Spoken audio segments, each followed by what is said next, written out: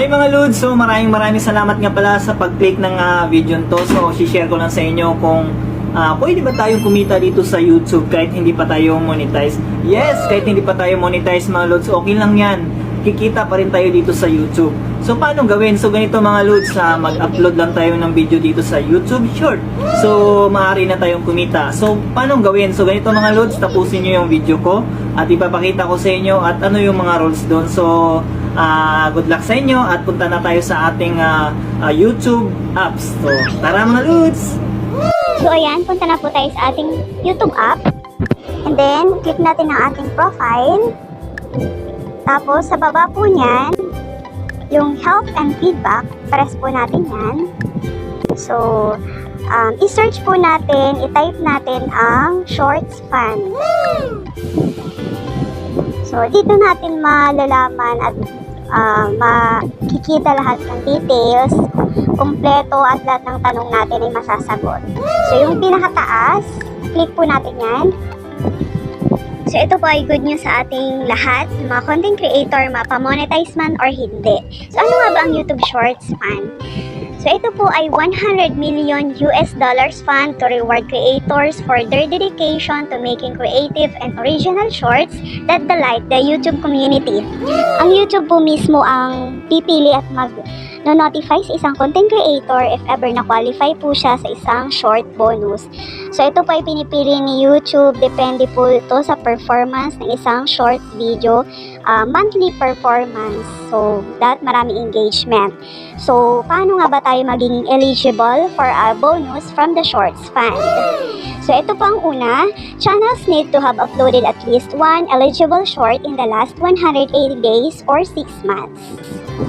And then, ito po yung pangalawa. Channels need to abide by YouTube's community guidelines, copyright rules, and monetization policies. So, pangatlo, channels uploading videos with watermarks katulad ng mga editing apps or may mga logo katulad ng TikTok, non-original video from and edited clips from movies or TV shows at mga video na galing sa mga ibang content creator will not be eligible. Dapat po original na gawa nyo at walang mga watermarks at logo. So, ito yung pang-apat, creators must be one of these countries. And luckily, nandito po ang Pilipinas. So, ito mag-expand pa po sila sa ibang bansa dahil ilang bansa pa lang to. So, ito po, dahil nandito tayo sa Pilipinas, dapat hindi ka na minor. So, 18 years old and above. If ever minor ka pa talaga, dapat meron kang parent or guardian na mag-accept ng terms and set up an AdSense account for payment if ever na-qualify ka. So, ito po yung good news sa sinasabi ko sa ating mga small YouTuber dahil channels do not need to be currently monetizing on YouTube to be eligible and creators in the YPP program are also eligible.